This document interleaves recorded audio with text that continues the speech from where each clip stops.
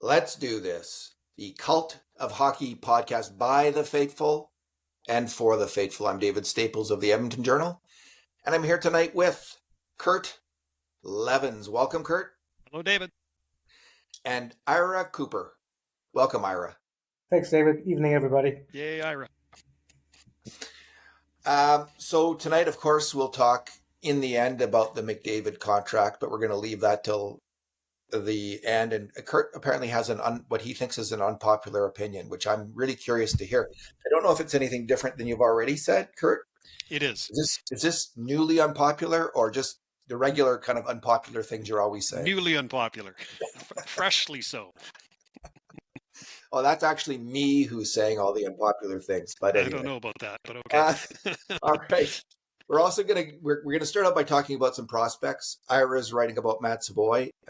Kurt's writing about Ike Howard, and we'll talk about Samansky and Regular, Alex Regular a little bit. We'll talk about the possibility of an offer sheet for Clean Costin. And before we get into McDavid, we'll have a brief section on the origin of the Pink Pony Club victory song for the Oilers, which we've all got plenty to say about. All right, Kurt. Well, let's start it off with Howard and Savoie. And it strikes me that the Oilers really need one of David Tomasek, Ike Howard, or Matt Savoie to hit it in the top six this year. That would be a huge thing for this team. And I'm putting the odds of one of those three players hitting it as a top six winger, which by saying that, I mean they're going to get about, let's say, 30, at least 35 even strength points. Let's say like 18 goals and 17 assists.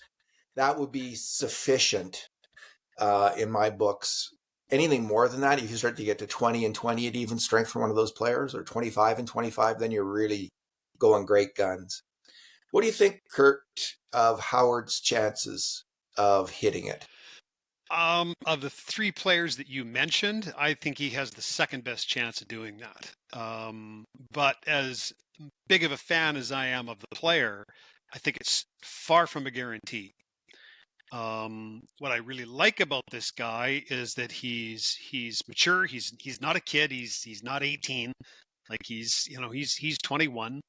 Not huge, but built pretty well, 190 pounds. And he's a scorer, something which this organization does not have much of. He is a pure goal scorer. And so on that front, a big hooray to Stan Bowman for acquiring this guy. But I think some cautions need to be thrown out there. As much as I'm a big fan of his, the NCAA is not the AHL. The NCAA is not the NHL. This is going to be a big jump for this kid. And I don't think it's 100% lock that he makes this club a camp. I don't think that is a disaster by any stretch of the imagination. I think some time in Bakersfield for him to allow him to get used to the pro game and get his feet on the ground could be a good thing. But it would be a setback for both the players' expectations and for the needs of the club, who really need, to your point, a couple of these ELC players to hit to make the cap work for them effectively this year. He's solid, but he's not huge. He's got above average speed, but not elite speed. And while he's a goal scorer, he doesn't have an elite shot. So he is not a 10 out of 10 prospect. As exciting as he is, I'm pumped to see him too. He was at the captain's skate today. But I think that fans should prepare themselves for the possibility that he runs in the mud a little bit in training camp and ends up starting out the season in Bakersfield. Again, I don't think the end of the world. It could be the best thing for him in the long run. But I don't think that we should slot this guy right next to Connor McDavid or Leon Draisaitl just yet. Ira, how do you compare him to Savoie? What do you think of the two players? I wrote about Savoie. I think that's coming out tonight or tomorrow, and I have him clearly as the number one over Howard. There is some bias there because I shouldn't say I've never seen Howard play. I watched the World Juniors, but I wasn't focusing on him at all at the time. So, but I've watched Savoie play probably around 50 games for the Condors last year, and he's a tantalizing prospect. I agree with everything that Kurt says, from what I've read, seen, and heard. The one thing I'll push back on a bit, and maybe it's just phrasing, when you talk about the shot, and it might not be an elite shot, but what I've read and seen with my eyes to verify what I've read and heard is he's a smart shooter. He knows where to shoot the puck. He shoots on the inside, right in below the goalie's glove and his body, and he's able to pick that spot from distance. And he scored a lot of goals from distance in the NCAA. And that actually, at the time of the trade, and I started researching him, actually concerned me a bit. I'm like, well, beating goalies from distance in the NCAA is not the same as beating goalies from distance in the NHL. But at the same time, those that, I consider myself an expert on Bakersfield Condors prospects, but not prospects in general. Those that know more about the technical nuances of the game, the Pronmans, the Wheelers, those types of guys, think that his shot will translate to the NHL. Maybe not elite like an Austin Matthews or an Alexander Ovechkin type shot, but the smart accuracy of how he gets his shot off and changing, angles and whatnot from accounts bordering on elite. What about Savoie? Why do you like him so much, Ira? Oh, Dave, what's not to like about him? Like, let's not forget, like when not big. He's not big, but he's not small. Sorry, he's not small. He's short, but he's stocky, and he's actually quite good, at least at the American Hockey League level, where they're big and strong men, and they're mean and nasty as well. Different than the NHL, but it's not easy on the boards in the AHL. He gets on the inside. He avoids contact. He uses his body to. I'd say he's got like a Sam Gagner ass on him a little bit. Like he's, he's a hockey player body. So he's not big. But remember, like when we acquired, or the Oilers acquired Howard, all of a sudden he's this big offensive star, and Matt Savoie is this two-way player. Whoa. Like they were drafted in the same draft year, Savoie at 9th overall and Howard at 31, and there's a reason for that. Savoie was a elite scorer in junior. It was something like 150 more points than the games played. I can't remember the exact number off my head. And his season in the AHL was like enthusing. It took him not that long to get going, a couple weeks, maybe a month, for his offense to show up. And then he was essentially point a game for the last 2/3 of the season. And for much of it, playing with dregs. Not to discount James Hanlon, and Noah Philp. Like the Condors were decimated. There wasn't much depth for most of that year at scoring he was focused on. He played first line right wing from the very first game to the last, sprinkled in some center when, Lane Peterson and Hamlin and Philp was called up and they had nobody left, so they played him at some center. But, his offense, he's not a driver. He barely has the puck on his stick. He gets the puck on his stick. He makes quick passes and smart passes. He's going to do well with a smart center, someone like Leon Draisaitl. Good in the give and go game. He finds soft spaces, and he's got an elite release. Maybe that elite for the AHL level, at least. We'll see how it is in the NHL. But more than anything, he developed into the best two-way player on the Condors. He's a 3-zone player. He's on the right side of the puck in all zones. He's got great positioning in the defensive zone, breaks up cycles, transitions the puck. He played on the penalty kill the entire season from the very first game to the last, upped his role. So I shouldn't say unlike Howard, because I don't know if Howard can play on the third line. Savoie, I think he's the perfect long-term fit for Leon Draisaitl. I've said that for 6 months now. I would love for them to start him there. He could get 50, 60 points. I'm not expecting that. That's a crazy rookie season. But if he plays and sticks with Dry, their skill sets should mesh well. But he could also be great on a line with Nuge or Fred Week as a center and Mangiapane or Pods on the other, like a great third line, two-way third line. So he can play up and down the lineup. He can slide in center. He can penalty kill. I see him playing 82 games, 100% subject to injury. Howard is just a wild card. Not a wild card. Like, he's got talent. He's going to play. I think he makes the team. Savoy's played a full season pro, scoring a point per game for the last 45 games against men on a team decimated, and he led the team in plus minus or 5-5 goal share. I'm really It's glad a pretty good rookie season. Yeah, I'm really glad that Ira brought up the PK thing, because that's something that Howard has basically done none of. And so when it comes to making this team, these guys, Howard, to me, unless he's got a top 6, top 9 role, he doesn't make this team. Whereas Savoy, I think he can make this team as a fourth line center, because he can get those extra minutes out of being on your second PK unit. Right. So I know in the voting, I voted Savoy number 1 and Howard number 2. And that was one of the main reasons why. I don't think Howard will make the Oilers out of camp. I think he'll be in the AHL.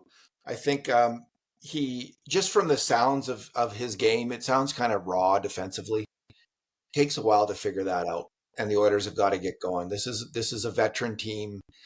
They don't like mistakes. They want people who can play. I think it's more likely, actually, and Tomasek, so they can send Howard to the minors without putting him on waivers or losing him. Tomasek, if they send him to the minors, another team could pick him up. Now, that might not happen. Tomasek's waiver exempt. Is he? Yep. Because it's not an ELC. If it's his first year in the league, whether a person is subject to waivers depends on. It's a function of 3 things: there's signing age, the number of pro seasons accrued in North America, and NHL games played.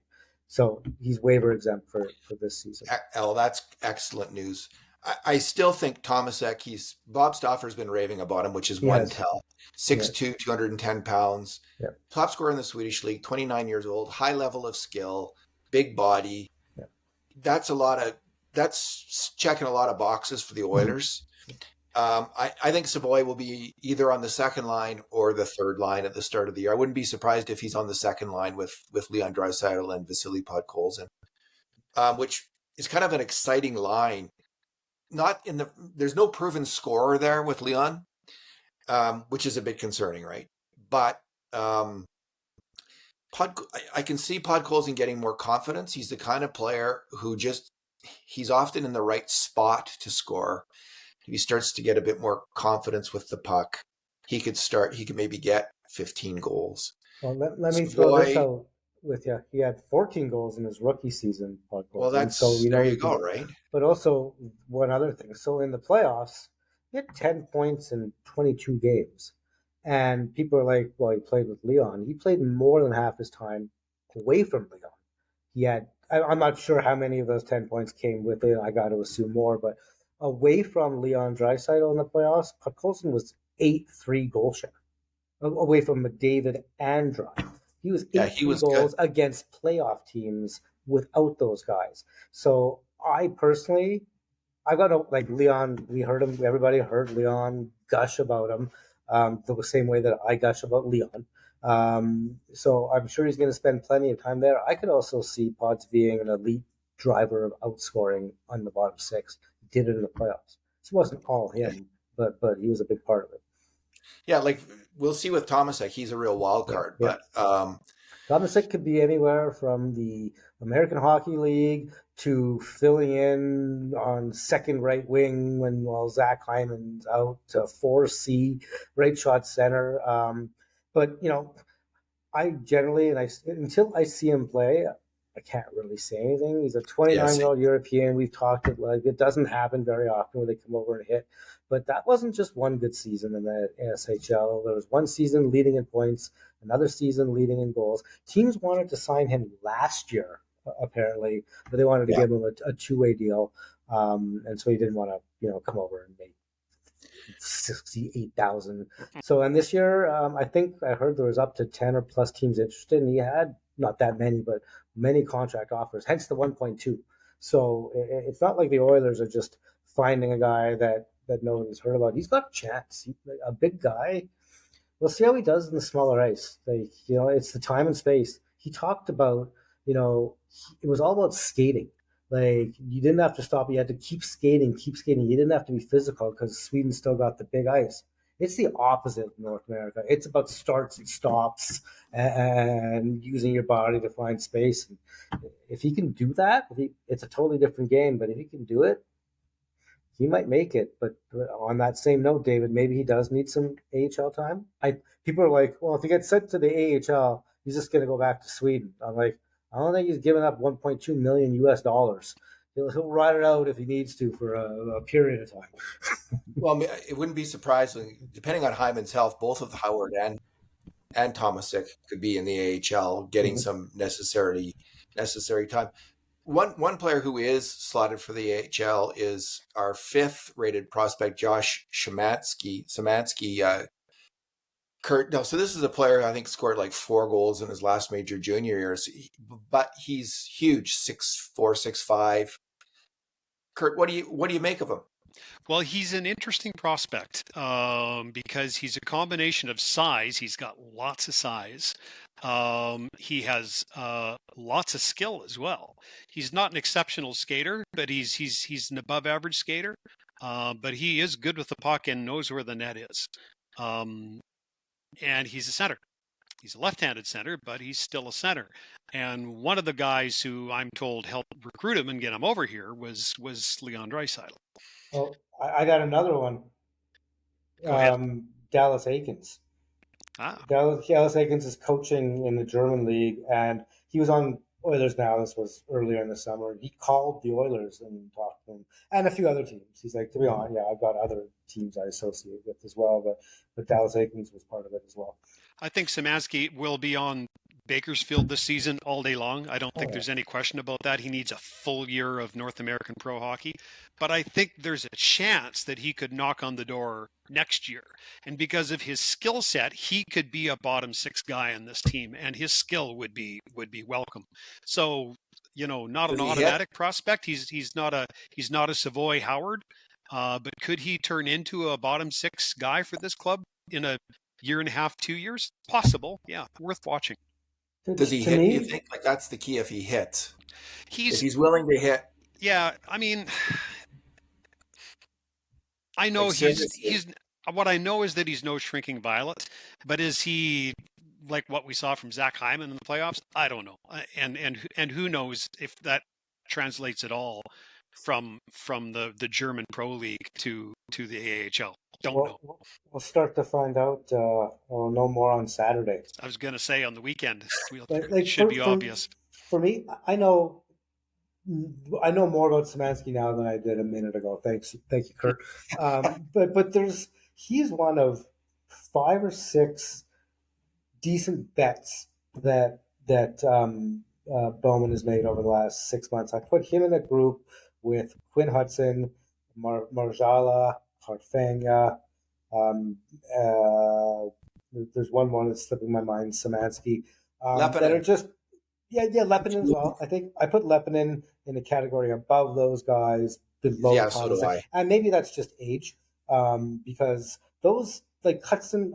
I think Hudson's all those guys that I just mentioned all are probably more unlikely to have an AHL career than likely.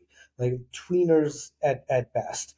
We'll see how they do. Like they're tier C prospects, but they're now in North America, and we're going to see how they did. They did well as not young, but almost middle-aged players in various different German leagues, like the German League and Liga, good leagues. They're not the KHL. They're not the SHL. There's a gap between the SHL and Liga.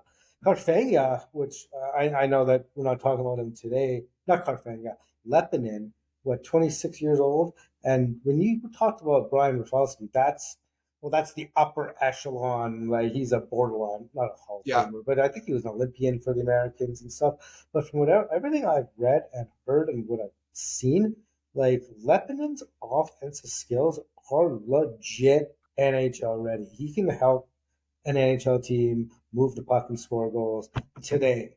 But apparently, like he's a complete rover out there, and there's a job for Chalk and Keith McCambridge down there. If they can teach some structure to his game, who knows? Getting off track, but like these are all these bets, and people talk about the Oilers prospect pool being lower, and it is.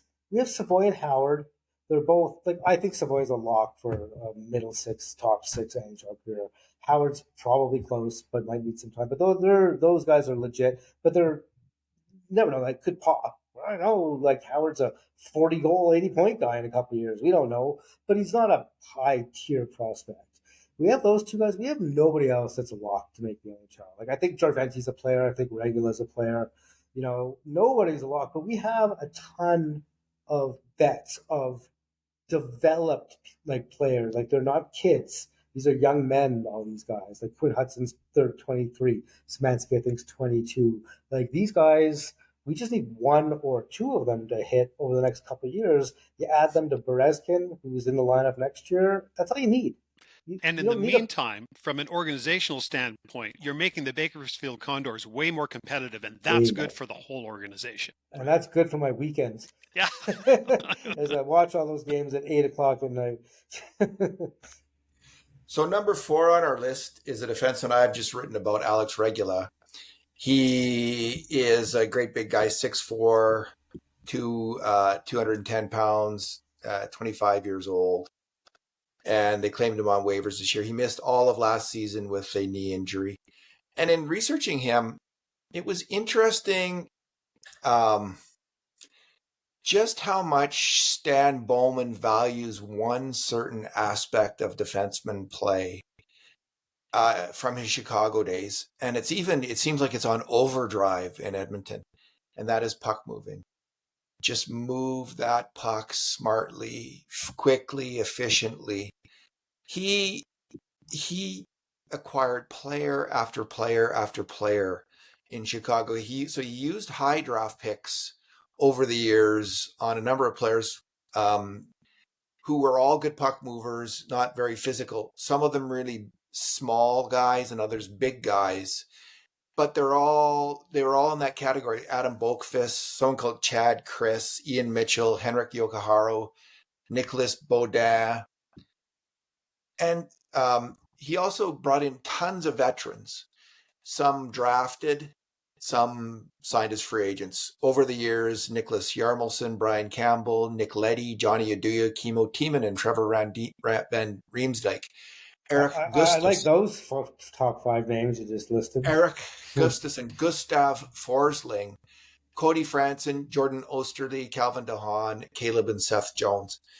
So none of those guys are overly physical players, but they can all really move the puck. They all share that quality. And since he's got to the Oilers, he's brought in terms of puck movers, one of them is a physical player in Jake Wallman. But Jake Wallman, John Klingberg, prospect Paul Fisher, Damian Carfagna, Atro Leppinen, Asher Barnett, and Alec Regular, who is number 4 on our list. That is a lot of puck-moving defensemen in 1 year that Stan Bowman has brought to the organization. It's a real fixation, and I love it. I think he's right. When I think of those Chicago teams, I often think of players like Johnny Aduya and Nicholas Yarmelson, who were the third defenseman on their respective teams. Just getting all kinds of ice time and dominating the play with their great passing. So Regular he missed again all of last year. The year before that, though, he was a dominant AHL player in the Boston system, plus 36 in 55 games. That's not bad. 26 points. I don't know if he played the power play or not in that time. Anyway, he's a great big guy who's known for moving the puck and skating fairly well and being steady on defense at the AHL level. So we'll see how he does. Picked up on waivers. I don't know if he would have been ready to play. I don't think they wanted to risk waivers again on him to send him to the AHL last year. Bob Stauffer was mentioning tonight they might send him down early to try to sneak him through waivers. I don't know if that strategy would work or not. I have a sneaking suspicion he makes the roster because they don't want to. I agree, like, Ira. I have been of the opinion strongly for most of the summer. Like, I think Regular and Jarventi are players. And I know the organization really, really likes Regular and they want to develop them. For both of these guys, I've been of the opinion that they're going to clear waivers because, like, both of these guys, they're not established at the NHL level. They're Yeah. like they played their last couple seasons fully in the AHL. They each got a handful of games years ago, and then so they're not established NHL players, and now they haven't played for a full year for Regula, and essentially a season and a half for Jarventi, and he played 2 games. I think he was out at November through the end of that season, and then played 2 games. It's been like almost 2 seasons. So a team that would claim them, they have to keep them on their NHL roster. So how can they keep somebody that clearly that hasn't played hockey in a year or 2 years? And when they did play hockey, they were an AHL player. It doesn't make sense. Well, the Oilers did it. But they didn't. The Oilers didn't put him there, and he was never on the Oilers roster. He was. He was injured. Yeah, so it's still people are like, well, the Bruins are going to claim him back. I'm like, well, one, the Bruins have 7 NHL defensemen, so who are they waiving to keep him? And second, why did they waive him in the first place? They could have just kept him on. He was opening season non-roster IR. Didn't count against the cap, which normal IR does, but this was a special circumstance because he hadn't played in the NHL a year before. Like, they could have just kept him exactly what the Oilers did. Like, they didn't have to. So, but even if any team that claims them has to keep these guys on the roster. And for Jarventi, unless they have exceptional camps and just blow it out of the water, I think he'll clear because every team's got their own Jarventi, and they're so they have to play Jarventi in the NHL in order to keep him. With Regular, the difference that I'm coming to is he was really on the cusp.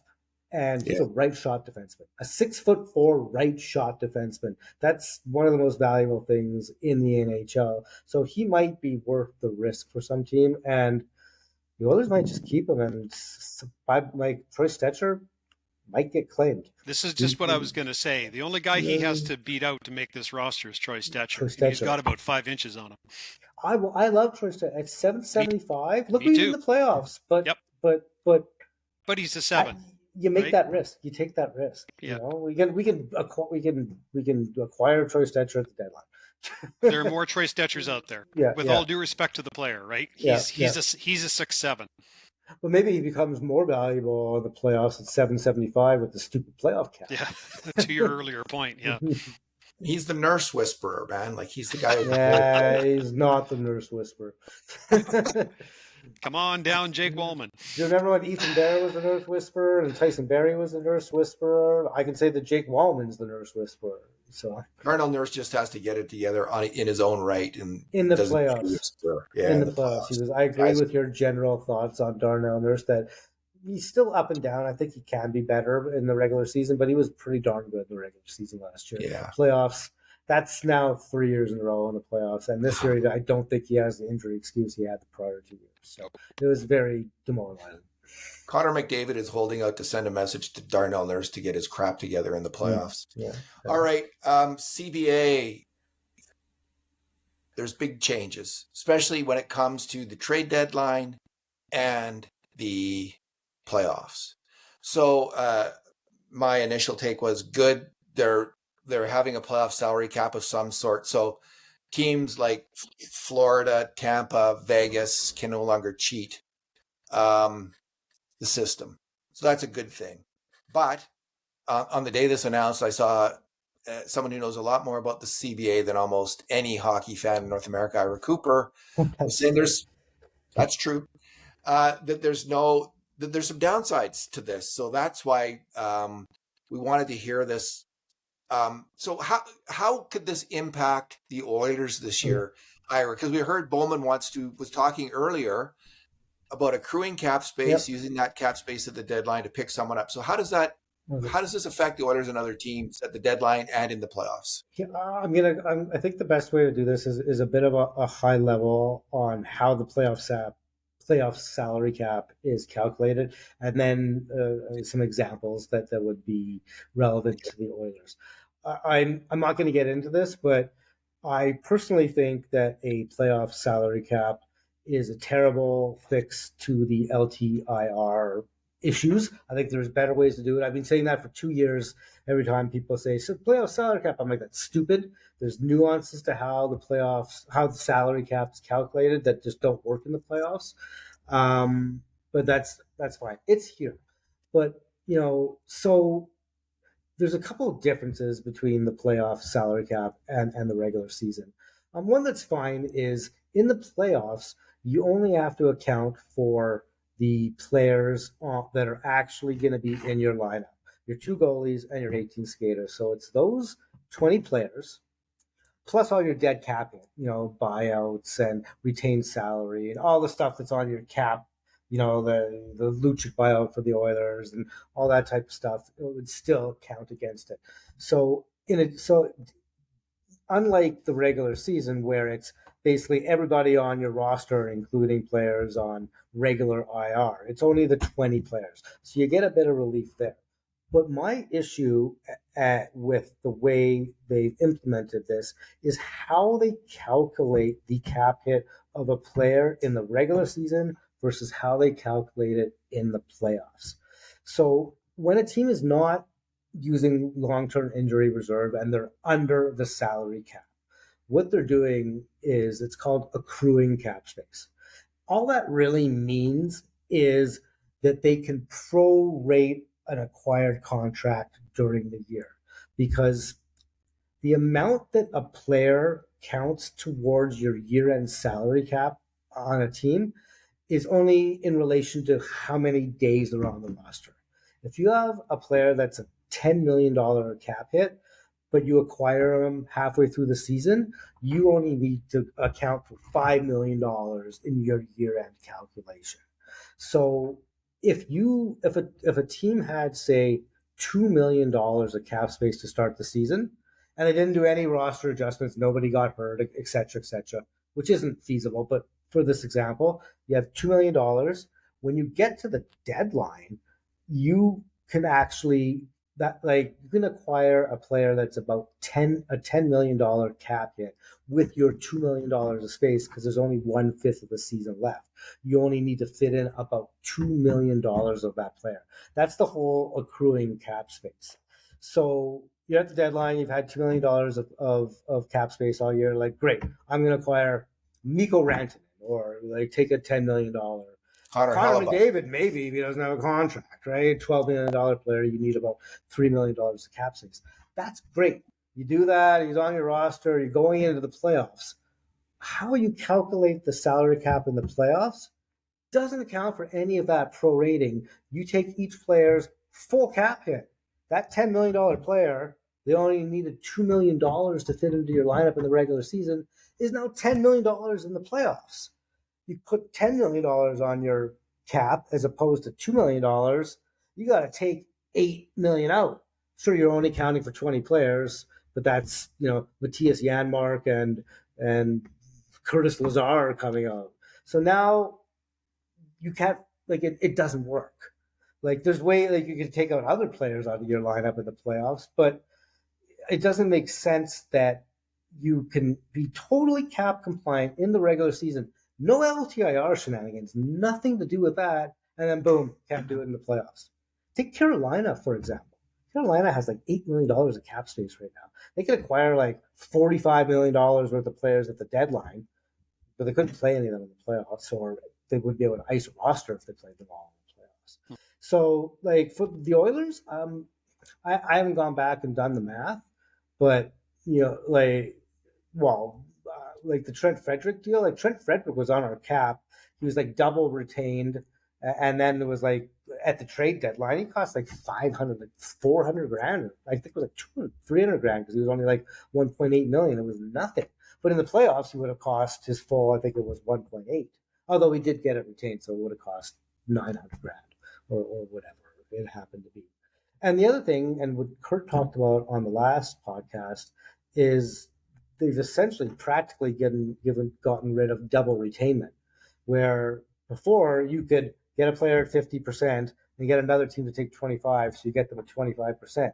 You could technically still do that, but there has to be 75 days between those trades. So you need to think about it probably around Christmas and get the first trade done, and kind of be in cahoots with some other teams. And that's going to make more of a difference. The inability to cut that AAV that you're acquiring is more important, because you need that. You can't prorate it. So, like, if there's that $10 million player that we talked about that you could acquire for $2 million, you could cut that player down to $5 million, 50% retained. They hold 50%, so you only need $1 million. You can get another team last year to take 25% of that, so he's 2.5 million. So you can get that guy for like 700,000 at the deadline if you. But and that's fine. You can still do that. You can do the first portion during the regular season. You can't do the second. But even if you got him at 5 million as opposed to 10, you only needed $1 million of space to get him at 5 million, which is half retained. Now he's 5 million in the playoffs. You could have gotten him at 2.5 if you could do double retainment, but that's gone now too. Like it's one of the most egregious things, and I got this from Hart at Puckpedia, is that GMs had no idea this was coming until it was announced. Like Stan Bowman, you mentioned it because we talked about it before we came on air, David. Literally earlier this offseason, he said, we plan on accruing cap space and adding a forward during the season. Straight up. Well, they can still do that, but it might, maybe we can acquire a $5 million player and maybe we can set our lineup in the playoffs. Maybe we have to start Calvin Pickard in the playoffs and put Matt Tompkins as our backup goalie to get to Skinner's 2.6 off and 775 instead. Like literally, I could see teams doing that in the playoffs if they have two. Sure. If they have two, if their second goalie makes a legit amount of money, they might like sit their backup for a league min guy or like things like that. I actually foresee that for sure. Cross your fingers that your best guy doesn't get hurt, right? Exactly. Yeah. Think about that.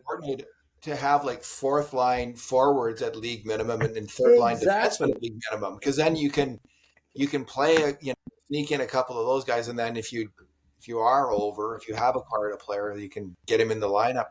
It really is going to put a damper, isn't it, on the trade deadline? Yeah. How will teams adjust? Like if you want to make the big trade in the regular season, how are you going to do it, do you think? It's going to be a lot more money in, money out. Yeah. But one of the things, and I haven't figured out exactly what this looks like in process, and I was talking to Hart from Puckpedia last week, is like the way the playoff salary cap works is you have to account for the full cap hit of players acquired, but they don't discount for the cap hit of players that have left the team during the year too. Like it's I don't necessarily understand it, Dave, and I probably shouldn't have mentioned it because I have to do some more research on it. But like they I'm not the only guy that and I hated it on day one, like when it was like when I saw it whenever in June when they announced that this is how it's going to be. I'm like, what? So you were an early adopter of the noted, and if we all start complaining about it, we'll remember that you, because I thought, oh, good, they can't cheat anymore, and I think most fans reacted in that way. Like, good, the cheating is the egregious, absolutely egregious cheating. Yeah. They had to bring it in this year. Like, just teams were setting up to start cheating. You could smell it out of it was coming like a mile away. There's other ways, and there's other ways to do it without a salary cap. Fair enough. In my opinion, but also if you're going to do the salary cap, fine, I can get it. But the way that they're doing it, just at least to me, and maybe I'm in the minority. I know there's people like Hart and others that are mind boggled by the difference between how you calculate the cap hit of a player in the regular season and playoffs. It's that boggles my mind. So. Could they have calculated it the same and still? It's really hard because it's a daily calculation, but I think so. Yes, at least for the 20 play, and I think maybe it was a trade off where they're saying you only have to count the 20 players, so we're going to make everybody count full as opposed to giving you this prorating. Maybe that was their trade off, but like why? And it doesn't work. Like for the examples that I gave, if a team without LTIR, like nobody's ever complained about accruing cap space and using it to acquire players. Like that's cap management. Teams set up their team to do that. Yep. Like doing that in the normal course and then it not being able to play or line up in the playoffs because they're calculating it different. No LTIR shenanigans. Like they think like they rushed the CBA. like they wanted to get it announced so far ahead of time for whatever reason, that they rushed it. And it's not done. The CBA is not done. They just have the MOU. They don't have the entire thing. So fine. Like, think about these things, figure out these things and implement it next year when it actually comes into force. They didn't need to rush it for this year. This didn't have to be for this year, and dropped on GMs in September or late August after they built their teams. They said, "Hey, Stan Bowman." It's probably because Stan Bowman's like, "This is what I want to do," and they're like, "Nope, not you guys. You got McDavid. You won the lottery 4 times." I still like it for this year, Ira, because it helps the Oilers more than it hurts them. I believe the Oilers probably aren't going to be affected that much by this. Positively, though, because other teams won't, unless the Oilers were going to be able to cheat, which you never know. Maybe McDavid gets hurt at Christmas. You never know. And we could have cheated. Why can't we cheat? Add $12 million. Add Kaprizov. He's on an expiring contract. Kurt, any thoughts on it, or moving on? I suspect that one of the reasons why they wanted to rush the CBA and get it through is because I think Gary's going to retire, and I think that probably is the one thing that he wanted in his resume before he sailed into the sunset, and that's probably almost certainly why it was rushed. What about taking the rest of the summer? He hasn't retired yet. Yeah. He could retire any day now. Well, it's funny. I see they've absolved us of our sins from the Evander Kane story. I'll believe that he's come to Jesus when we get that draft pick back that we had to pay for Peter Chiarelli, who was fired by the Boston Bruins. Just don't get me started. What about the one we had to pay for Todd McClellan, who was fired from the San Jose Sharks? It's just so ridiculous. One of them was the second, one was the third in the same year. That was I know. It's just and then guess what? Oh, the Oilers paid. We're going to change the rule. Yeah. No, literally right after the Oilers had to pay those draft picks. Okay. Next up, the Pink Pony Club mystery has been solved. Connor Brown was on the 100% Hockey podcast with John Shannon. And so people wondered, like, how did this song suddenly become so popular? Why was it their victory song? And the Oilers were constantly asked this, and there was all kinds of theories. And some people thought, well, there's someone secretly gay on the Oilers, and this is in honor of them because this song is apparently kind of a gay anthem. So, and then other people were postulating, no, they went to a strip club and they fell in love with it at a strip club, seeing some dancers. So there was all kinds of speculation. It turns out to be rather mundane. They were like at a bar setting, and someone was playing on the piano and female singer started to sing this song, and the players didn't know the song and they all just loved it. So they decided to adopt it as their win song when they won a game. And I didn't love the song at first, but I came to like it quite a bit. And but there was a moment in the playoffs that I stopped liking it a lot. The Oilers had won game 1 against the Florida Panthers.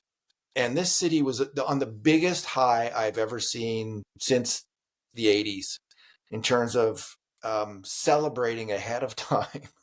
Everybody was looking ahead to that Stanley Cup. And I think looking past just how tough this was going to be. And to start game 2, Sportsnet, in their hype video before the game, played Pink Pony Club. And I was thinking, I've never seen anything so wrong in my life. You play that song when you win the game. If you want to jinx a team, have that as your hype video before the game. Talk about counting your chickens. And I just had this feeling of dread that had been building actually through the day, that everybody, and probably maybe even the team, was too high, was too excited, and not ready to get down to business of winning that game. And that's exactly what happened. I still like the song now, though. It's kind of a fun song. It's a catch too. Yeah. I like it.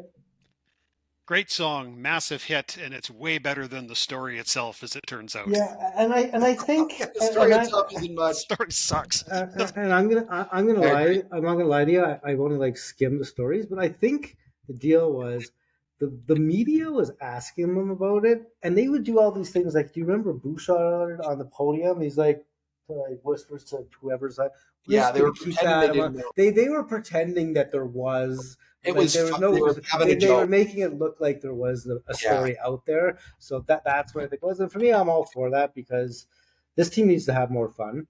This is a serious hockey team. And like one of the biggest things with losing all those guys, I don't want to get up on a tangent, McLeod, Holloway, Fogle, those are like the jokesters of the team, Yeah. our buddies, like young kids, and they're very serious. They feel a lot of pressure.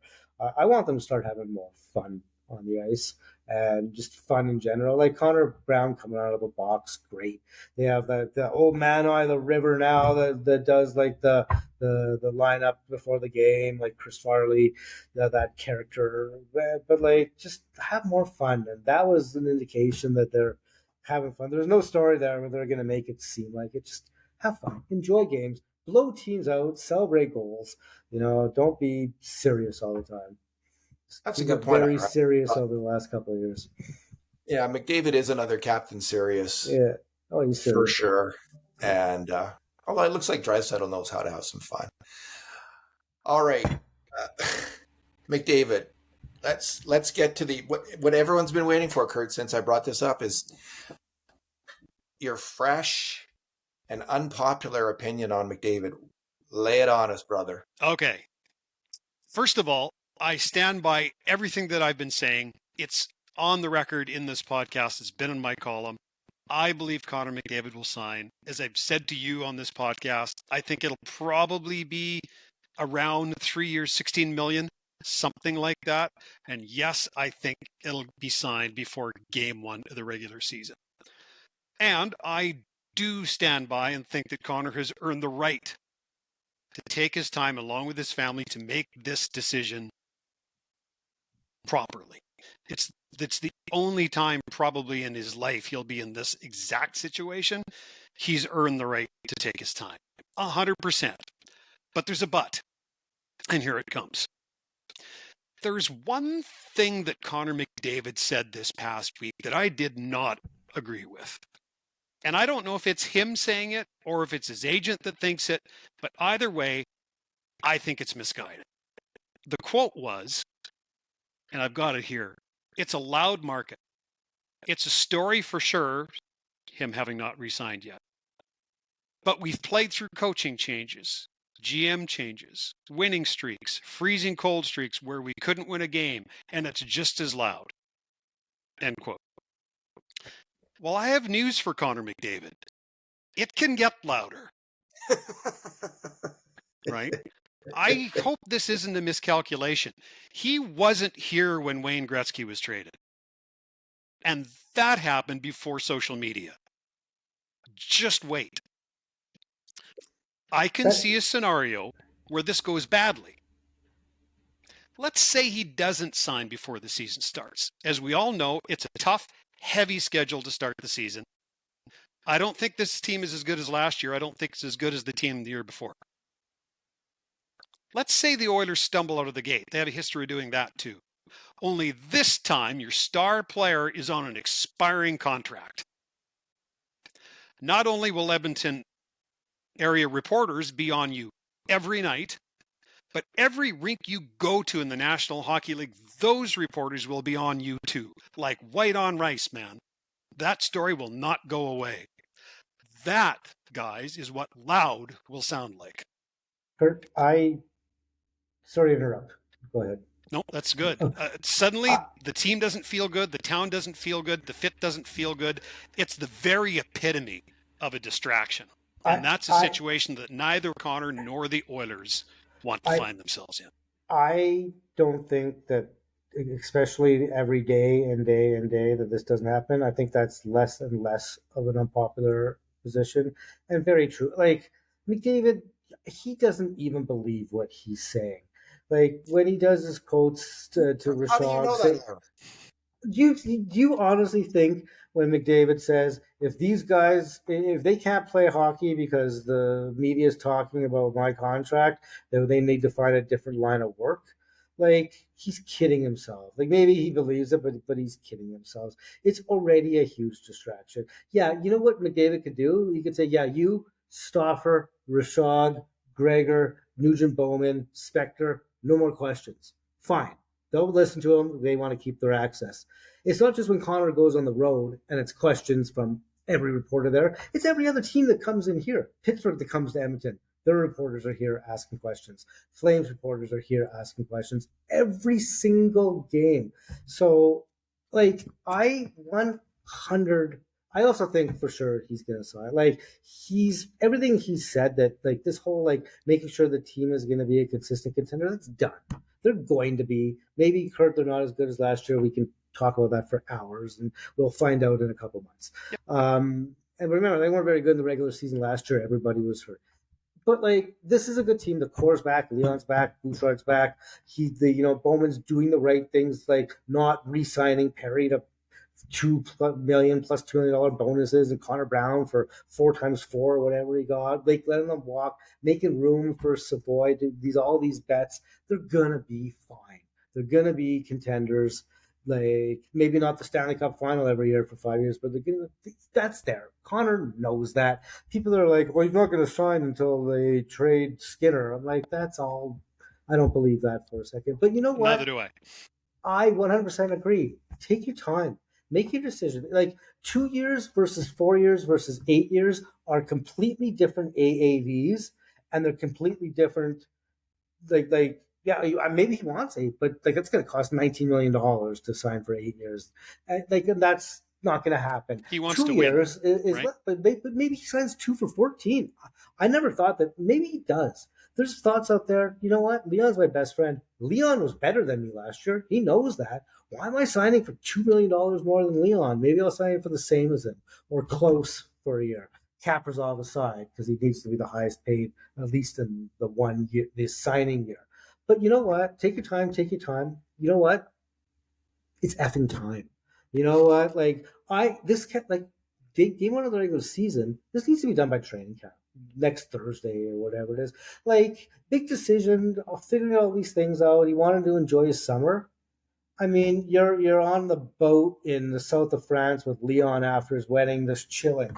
I'm sure he's thinking about his $150 million potential contract. It's not like he's just, I don't want to think about it. I'm sure it's top of mind all the time. Like, I'm sure he's talked to Leon about it, he's talked to his wife about it, like every day for the last number of months. Just because he's drunk at Leon's wedding, I'm sure he's talking about it with Darnell, because it's a big thing, and it's got to be top of mind, even if he's not getting into the nitty gritty. So, like, he's had all summer. He's now had, I guess it's only September 9th, but like, I'll be pretty annoyed if it doesn't happen by training camp. I'll start to actually get a bit concerned if it doesn't happen by game 1. Actual concern. And you're absolutely right. If he's not signed, they lose 2 games in a row. McDavid doesn't get a point for 2 games in a row. Like, everything is going to be so magnified. Yeah. So just get it done. It's going to happen. It's time. But he doesn't know. He hasn't heard loud yet. It's time. It's time. Yeah. In my opinion. Like, I'm not going to bash the guy, but no, I mean, not he can huge do what fan. he wants. And if he really is thinking of testing the market next year, I think that's boggling. Then it is what it is. They're not going to trade him. You take him in, like, I know you can't. First, he's got no movement clause. So he's going to pick like one team in the middle of the season. Like, it's going to be a hard trade, but you need him to win the cup this year, and then he can. No, there's no good scenario, but I don't think it's coming anywhere near that. I think it's going to happen in the next. I think camp's next Thursday, so next 9 days or whatever it is. Like, it's got to. It's time. It may not. Fans in other NHL cities are hypnotized by this story. It is obsessing them. It already is. Toronto fans. Oh, it's. I mean, I'm what listening a bunch. to this, what a hoot. the podcast. Kurt, they are hurting. The Marner thing was a massive blow to Toronto fans. It was massive. And seeing him in his, like, under the Vegas lights on the ice today in his new sweater, his new jersey, as they call it today, Mitch Marner, it's just got to hurt. It's got to hurt a lot in Toronto. And they're comparing it to Marner, and they're looking for signs, like all the little things that they went through with Marner last year, the game that was played there. Is he going to sign? Is he not? Like, everything McDavid does, from their point of view, it's all indicative of him leaving the team, saying, well, I'm not, no term is an option, and things like Yeah, he that. didn't need to say that. I didn't like that. He did. Well, he did though. Mhm. And so, we can all take that as I take it as this is this kind of super conscientious person who's trying to say all the right things and keep options open. He's in a negotiation. In negotiation, you keep all options open. So that's what you convey to the media. Not a negotiation. In his mind, it's a He negotiation. doesn't need to He's keep sorting leverage. through it. He's sorting through it like it is. Like he's making a decision. He's trying to do it in proper fashion. But Kurt, you are dead right. Like this could explode. And we already see, let's say 1 in 25, 1 in 20 Oiler fans losing their freaking minds and starting to hate on McDavid. We are starting to see McDavid hate in this city. And it is disturbing and ridiculous, but I shouldn't say that. People can be, as long as it's just words on the internet, people can be the kind of fan that they want to be. I'm not going to say much about it. I don't like it. I think it's just let this guy decide what he's going to do. Try to be calm about it and accept his decision, whatever it is my way of looking at it. But if he doesn't sign soon, people are going to start to get mighty anxious / hysterical. A certain percentage of the fans, it's just going to be nuts. It's going to be nuts here, and it's going to be nuts whenever he goes to another city that covets him as a player.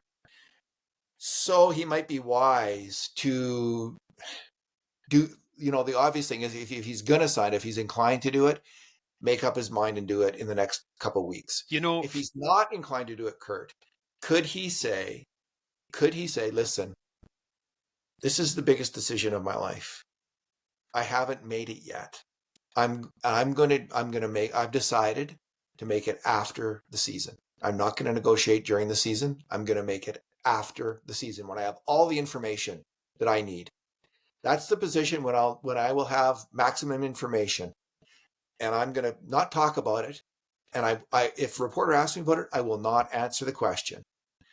Would that work to calm the possible hysterical reaction? It would be worse. No, not a chance.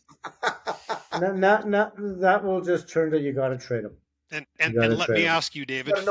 He's got a no movement clause. He could just say, "And I'm not waiving," but yeah, he can say, "I'm not waiving. I'm going to play out the season, and then we'll talk about it." Let me ask you. Darnell Nurse has been traded 10,000 times by the fan base with his no movement clause. I know everyone goes railing on about it. Let me ask you, fellow reporter David Staples, will you just say, "Oh, well, then I won't ask you about it"? Well, most chance, right? No, a lot of reporters won't. Like people get shot down, they might try, but if the team kind of stop asking them about that, like if there's a clear message from the Oilers, from the NHL to reporters, from everybody, don't ask them. I don't buy that for a second. Other hockey players have done it, and I'm not saying. Listen, independent reporters won't stop for a second. You wouldn't. I wouldn't. It's like no. I'm just playing devil's advocate here. Like he can't. Yeah, well, but I'm answering you. He can't run from this. That's if they really think this, they're calculating poorly, right? They can't say, "No, I'm not going to talk about this now." He can say that, but for a guy who hates talking about himself, if he's not careful, he's going to end up talking about himself every frickin' day. It could happen. It would be a massive, massive, massive distraction for the team. It would derail the team. I just had to check Twitter to make sure he didn't sign in the last hour. I agree. I don't think it would work. It would derail the team. It's almost either trade me now or I'll sign now. Like this is the moment. Well, he has the option for neither. Like, he wants to win the cup this year. Edmonton's got a good chance. He is in the driver's seat. I agree. He's going to sign here. Like Lawton was on Oilers Now. Like the people who are closest to it, if you did like a witness statement analysis of the people who are closest to it, they've clearly heard he is signing here.